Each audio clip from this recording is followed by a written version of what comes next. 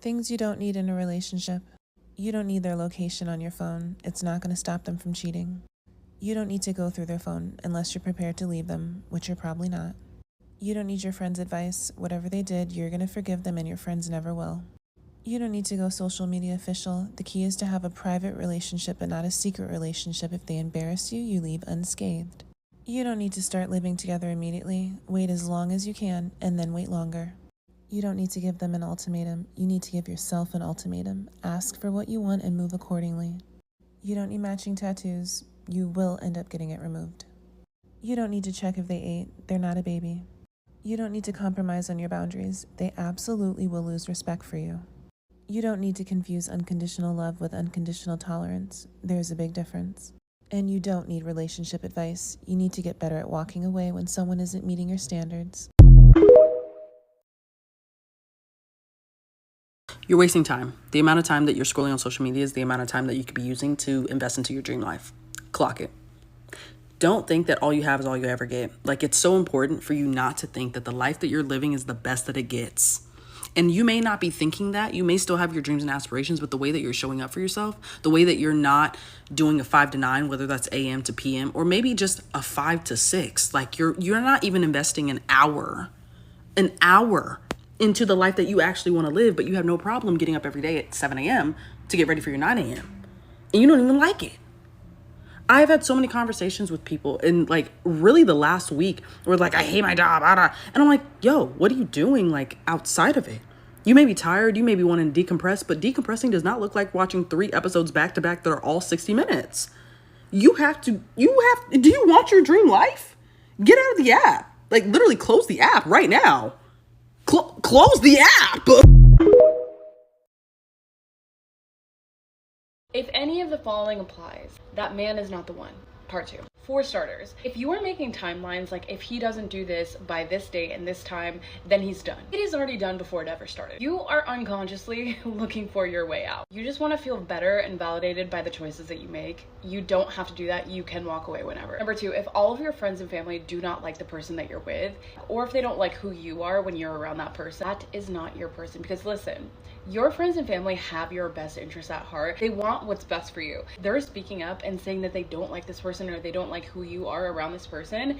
That is a major red flag. Sometimes we get into a relationship and we put our rose-colored glasses on and think that everything is fine and dandy, but we refuse to see the red flags that are clearly right in front of our faces that our friends and family from the outside are able to see much clearer. 3, if he says he's busy, but then doesn't follow up with, but I'm free around this time or this day, or let me check my schedule. If he doesn't get back to you with another proposed time and he just says that he's busy, leave that man alone. That is not your man. And lastly, if you are making a pros and cons list of all the things that he's doing right, all the things that you love about him, and then all of the things that you could do without and things that you are not happy about, take that as your sign that you need to get out. You're not with the right person. The right person, you won't even have to think about making a pros and cons list. It will just feel right and you will know.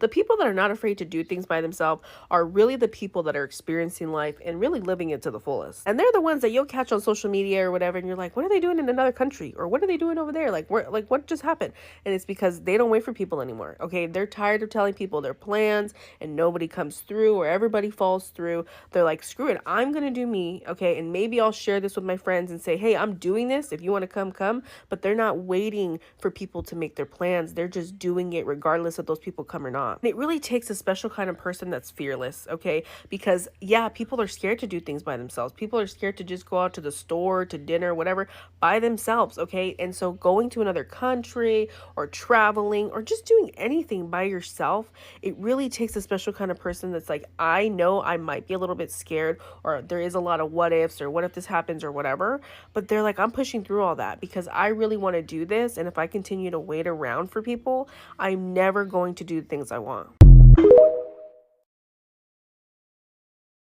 If I could tell you one thing that you just need to stop doing as a woman, this would be it. Because it goes against everything you innately are, biologically, physiologically. And when you stop doing this, you are going to come so deeply in tune, in connection with who you are, with your body, with your mind, with your spirit, with everything that makes you a woman. You're going to be so fucking grateful. And it is this. You need to stop living your life like you have a man's 24-hour hormonal cycle. And you need to start living your life like you have a 28 to 32 day menstrual cycle like the woman you are. Now, what does this mean for you? It means that you need to pay attention to when you're supposed to act versus when you're supposed to rest. You need to pay attention to the different types of movement patterns you do throughout your cycle. You need to pay attention to your energy levels, to the amount you socialize versus spend time alone, to the foods you eat. As a woman, your body, your energy, your physiology, everything about you changes every week or so, roughly, according to your menstrual cycle. Stop trying to live like a man when you are a woman, because your body, your heart, your spirit, everything about you is going to be so fucking grateful that you listened. Just a reminder to say that men don't pick the woman who did so much for him. If you are going to get on the train talking about, look, I did so much for you, I looked after your children, I helped you build your business, I clean the house every day, I do so much for you, A, B, C, D, E, F, G, don't bother. If you're doing so much for him, consider it a form of charity, consider it a form of a nice thing to do, but never think that because you did so much for him, he is now going to choose you. He's not going to choose you. He is going to use you as a placeholder, a comfortable one, a lovely one, but it's not going to make him choose you as his dream girl. If you want to be his dream girl, just be the girl that you are and you will be somebody's dream girl. But if you're trying to barter with him by doing so much, by coming through for him, by driving to him, by all of that stuff, thinking that he is going to choose you in the end, and you can come and turn around and be like, but I did so much, and he's going to be like, you're right, you did, quick, let me marry you. He's not going to do that. It's not how they work. Your most attractive self is always going to be the version of you that's not trying to attract anything. If you're the smartest person in the room, you're in the wrong room. Figure out how to get comfortable being alone. Stop vaping. Nothing outside of yourself can bless or deny you unless you give it the power to do so. If someone's not putting an effort with you, it's because they don't want to put an effort with you. If you're spending hours thinking and talking about boys, you're not busy enough. Having hobbies that you do consistently will change your life. Wear whatever you want. The most attractive thing you can wear is clothes that fit. You'll feel your prettiest when you're not obsessing over feeling pretty. You'll feel your ugliest when you're obsessing over feeling pretty. If you want to be successful, you have to surround yourself with successful people. Stop getting on your phone in the morning. Try to eat at least one meal a day with no distractions. Power isn't about how much control you have over other people. It's about how much control you have over yourself. If you wouldn't say it to a friend, don't say it to yourself. Wear a little more makeup than normal if you're going to take photos. You have 2 ears and 1 mouth, so listen more than you speak. Don't talk shit in public. You can always endure much more than you think you can. I know what I'm bringing to the table, and I'm not afraid of eating alone. Then who did you set the table for? I set it for myself. I mean, if someone worthy comes along, cool. If not, I'm still enjoying the meal, that's for sure. That's wise, but is the meal really fulfilling if you're thinking and staring at empty chairs? No, I don't care about those chairs. It's like saying you don't mind the rain, but you still check the weather hoping it will be sunny. I get what you're saying, but it's more like hoping for sunshine while still enjoying the rain when it happens. Girl, I get it. I'm just saying it still seems like you prefer one over the other, and that's fine, right? Yeah, I guess it's normal to prefer sunshine, but if it doesn't come, I'm still good with what I've got. If that's the case, I love that for you, but it's okay also to not be okay with what you've got. I'm sure you dreamt of having a relationship or a group of friends, and it's okay to mourn unrealized expectations or your loss of idealism, you know. Honestly, I try to not to dwell on it too much. I mean, I focus on what I can control at the end of the day. But it still seems like you're trying to hide the fact you want sunshine behind not minding the rain. Like, you still prefer one over the other. Acknowledging these feelings doesn't mean you're not content. It just means you're human, with hopes and desires that sometimes go unfulfilled. Grieve that, and something tells me that the rain will clear up and sunshine will come right out. I don't see how being sad and depressed is going to help me with anything, to be honest, so. Well, if you're standing in the rain pretending it's not wet, you might never realize you're soaked. Ignoring the storm doesn't stop it from drenching you. Acknowledging it is how you dry off. But sometimes it's easier to ignore the rain and focus on the good things. Distracting yourself is tempting, but if you never dry off, you'll catch a cold, and it will affect everyone at the table, including you, especially since you're always there and you will never heal from that cold. Then what should I do? Well, instead of saying you know what you bring to the table and you're not afraid of eating alone, say it's scary to eat on my own, yet I'm brave to do it every day as an act of self-love. Now, do you feel a difference? Yes, I feel more genuine saying that, as if I don't have to put on a front. I can just be myself, with rain and hopes for sunshine. And checkmate, by the way.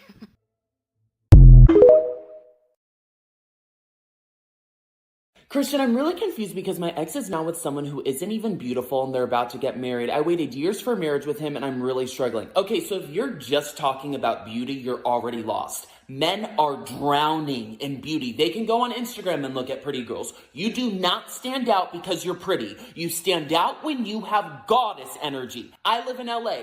Everyone's hot here. The hot girls with no goddess energy, they're getting taken on 3-day trips, pumped and dumped, and never spoken to again after they're shipped home. They're getting taken to fancy dinners, wined and dined, banged after dessert, and never spoken to again. Beauty gets your foot in the door. You need to be as pretty as possible, but it does not lock a man down.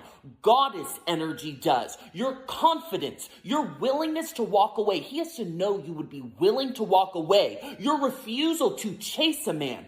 That is goddess energy. I had a friend who was seeing a guy and he dropped her and got with someone else, and my friend tried coming to me to talk about how the new girl wasn't as hot as her and what was he thinking, and I said, whoa, see, this new girl is probably more embodied in her goddess energy. She's willing to leave if he messes up, so he respects her. You were a pushover. So what she lacks in looks, she makes up for in goddess energy, so to him, she's hotter than you.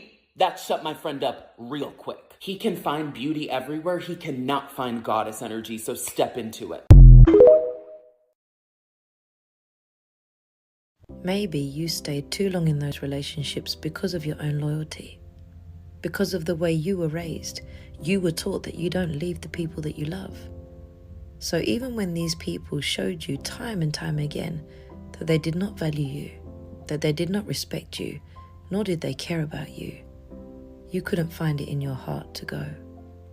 And I know you beat yourself up all the time for wasting so many precious years with the wrong person, with the wrong people.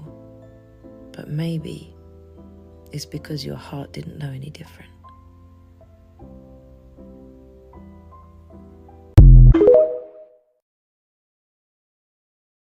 If I could go back and give my younger self breakup advice, especially when it was fresh and I was deeply heartbroken, this is what I would say. Step 1, non-negotiable, hit the block button. There are really only 2 reasons that you would make the excuse not to block him. 1, you're hoping that you get back together. You are not, and you shouldn't. Excuse number 2, you just straight up want to torture yourself, and we've done that enough by staying in the relationship. Now, to prepare yourself for what's to come, it's gonna hurt. I know it already does, but there are going to be days where it feels even more like rock bottom. And it might even feel like withdrawal. All of these emotions are really real, but they are not to be trusted. And in the process of this breakup, you're gonna have to try pretty much every single day to let the feelings in, observe them, try to figure out where they're coming from, and then let them go. Because here's what's gonna happen. You're gonna have a slew of really fucking bad days. And then randomly, seemingly out of the blue, you're gonna have a day where you feel kind of okay. And then the day after that, you won't be able to get out of bed. And then maybe the day after that, you'll feel sick of feeling that way and you'll drag your ass out of bed. And for the next 48 hours, you'll feel like you're coming back to yourself. And maybe life is worth living. And then again, seemingly randomly, you'll wake up the next day and you'll feel just okay. And that pattern of randomness will continue for weeks and months, really just as long as it takes. And you're just gonna have to remind yourself that healing is not linear. Even more so, if you want to speed up the process, it's going to get even more uncomfortable because you're going to have to face your own culpability. You're going to have to take stock of how you got here, how the relationship changed you, and which patterns you still need to break. Because even if he's a piece of shit, which he is, this is not his story. It is yours, and these are your standards and boundaries to set and hold. Yes, relationships are hard sometimes, but love is not supposed to hurt like this. And the hardships should be external factors that life throws at you that you face as a team together. The hardship should not be your supposed partner lying and cheating and manipulating and making you feel like you're hard to love. You're not hard to love. He's not capable of loving you the way that you need to be loved. Here is the good news. You are going to come out of this better, badder, stronger, kinder, hotter. It's just a woman's way to glow up after we let go of something that's not meant for us. You're gonna go where you're wanted. You're gonna go where you're loved. You're gonna lean into your friends. You're gonna lean into your family. You're gonna take yourself out on dates by yourself. You're gonna feel incredible and it's going to be okay. If any of the following apply, he's probably not the one for you. Starting with number 1, if you give him a minor problem and he doesn't try to solve it, that's not your man. The man that is right for you wants to be helpful, wants to be useful, wants to make your life easier. The guy that says, oh, that sucks, can't be bothered by you. Number 2, if you're stuck on the tarot side of TikTok where you are videos of a connection that you have with this person, trying to search for answers of if this is your person, is he coming back, whatever the case is, the second that you get hooked on these tarot videos, he's probably not it. The right person for you is not going to leave you questioning every single detail. Number 3, if you are talking to your friends about them and you are intentionally leaving out parts of the story that you think that they would not be okay with, that's not your man. Number 4, you start making excuses for him, like, oh, well, he's just really busy, got a lot going on. The second that you start making excuses for why that man can't show up for you, it's done. Number 5, he doesn't make your birthday special. Why would you not take that opportunity to make the person that you like feel wanted, feel special? I don't care if he doesn't like holidays, if he doesn't like birthdays, whatever. It's not about him. It's about you. Why would he not want to make you feel special? Number 6, he doesn't compliment you. The guy that doesn't compliment you, stay far away from. Why would you want to feel like you have to beg for compliments around the person that you like? Just think back. Last guy that liked you so much, he complimented you. Why would you not, again, want to make the person you like feel good about themselves? Lastly, if you bring up something that's bothering you and he either gets defensive, turns it back on you, or makes excuses, that is not your guy. That is a man, baby, who has a lot of growing up to do. If you have some more, leave them in the comments. I have so many more of these. I might make a part 2. You thought the love of your life was the guy who wouldn't post you on social media? Because he doesn't post. But he still has the photos of him and his ex-girlfriend up. 3, 2, 1 way to know that you're actually over your ex is when you're out in the world, you're experiencing a life without them, but something triggers you, something reminds you of them, you hear a song, maybe you even see them. And when it happens, you feel absolutely nothing. That is the greatest fucking feeling in the world. I have a theory that one of the most profound signs that the up-level that you asked for is en route is that you have started to change something about your routine, how you show up to your life, and it occurred as somewhat of a breakthrough, where all of a sudden you just got really into that new meditation routine, or you decided you wanted to wake up earlier or get into that new workout routine. The reason that this is important is it's actually setting the scene energetically for the blessing that you have prayed for to come in, because we have to be in the right energy to call it in, right? So we set the intention, things start to change around us, but mostly within us. And if all of a sudden you're really called to a new way of being, to trying something new, and it's really gripped you, it is for a reason. Whatever fascination is there, if you know that it actually makes you feel better and you feel yourself actively changing, that is what is paving the way energetically for the thing you want to come forward. There's a study that I love that I think more people should know about. They followed people over 20 years and they checked in every 5 years, and they started with the first date. When you met this person, you write down your impressions. And some people said, oh, this person, there's so much magic, there's so much chemistry. And some people said, it was fine. Yeah, I'd probably see this person again, but nothing great. Right? And then they followed them every 5 years. And what they found after 20 years was that the people who were happily married to each other did change their story. So at the time they had said yeah, I'm not really sure. Nice person, no butterflies, no spark. They said, oh, I knew right away. They changed the story because now the story is filtered through the way their marriage is now. People who were unhappy, who got divorced or were still married but were unhappy, said things like, oh, there was no chemistry. There was never any chemistry. I knew right away, even though at the time they said magic, right? That's so good. So I think it's so important for people to realize that don't listen to what your friends say about how they met, because it's going to be filtered through how they feel about each other right now. Hot take, but I kind of like when they end it. Because I knew it was going to end. I knew it was going to end. Women know that intuition. Baby, I knew months ago this was never going to work out, but I was going to see it through because mama didn't raise no quitter. Kind of like when they have to end it, because I'm just like, we knew this, and then they have to use their brain and like communication, which is really hard. So I like to kind of see them squirm. And he's like, you know what, I don't see this going anywhere. And I'm like, bingo, bingo, I knew that. So glad we're on the same page.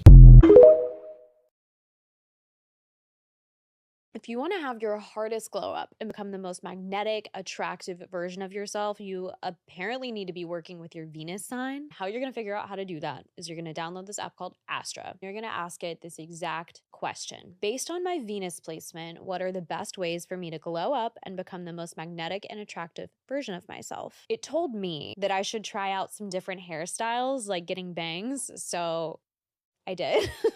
And I've gotten a lot of compliments. I cannot believe I'm about to put all my secrets on the internet right now, but this is how to be more attractive. And if you're my boyfriend and you're watching this, I'm sorry, I did use these things on you. Since a very young age, I have been determined to know exactly what makes people click. Like, I am so fascinated by what makes people attracted to you. I have a weird interest in it. So I know more than I should on this topic. Before I get into like the real, like, don't hate the player, hate the game type of stuff, I'm gonna get into the little psychological things that you can make yourself more attractive with. First of all, wearing red. Red will scientifically make you look better. I'm sure many of you know this, but this is a scientific fact. Just a little thing, putting that out there. Wear red to anything. If you're first meeting somebody or you want to make them attracted to you, red is your color. Do not talk bad about anybody when you're with somebody you're trying to impress. It is such an ugly look and it will not help you. It will only make them look down on you because it's ugly. Never, ever talk about a previous partner. Ever. It is so unattractive, you guys. Even if they try to coerce it out of you, they are preying on your downfall and their own downfall. Don't talk about it, ever. Trust me, it's not a good thing. Just don't even bring it up. You don't even have a past at this point. You don't. Don't bring it up. Because I just know any guy I've ever talked to who said that a girl that they were interested in started talking about their ex, immediately know. They really don't like that. Do not do that. Happy people are more attractive. And even if you are not the happiest person, try to put on that face when you're in front of somebody you want to attract.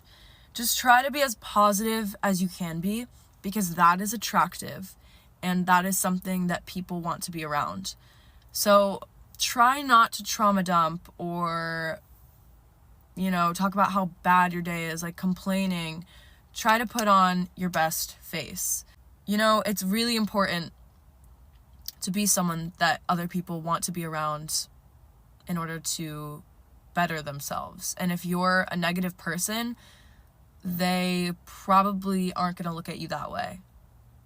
And you might not be somebody they want to stick around for very long. So try to be positive as much as you can.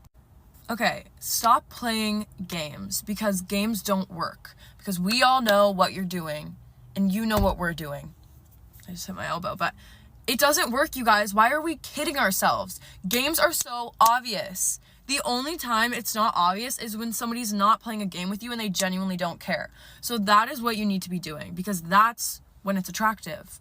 And that kind of goes back to my previous video I made about law of detachment.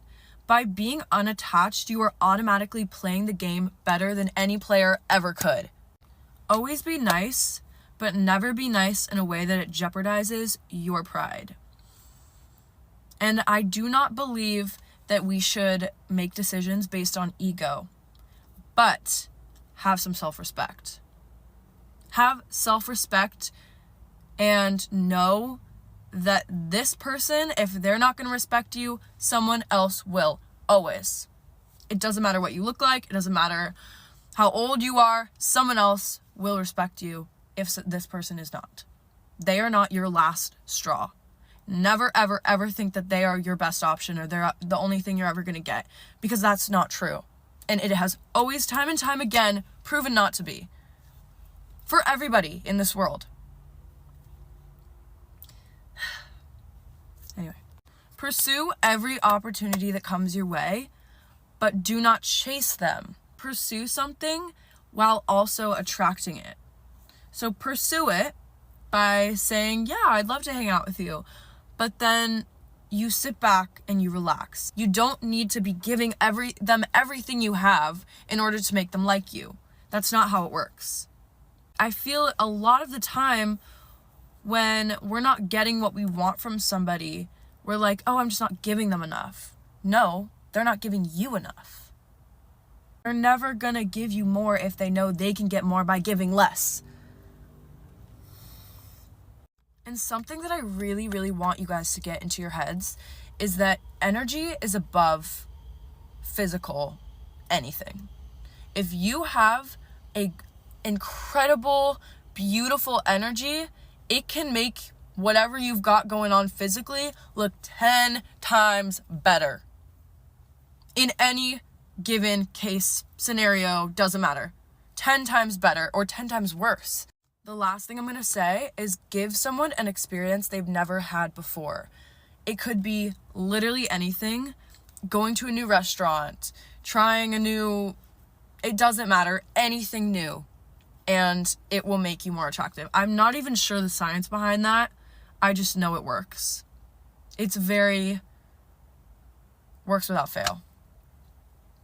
Try something new. Give them a new experience. Something where they're going to be like, oh my gosh, they're not like the others. It works. And it's fun. Anyway, I'm getting a headache. I gotta go. But good luck.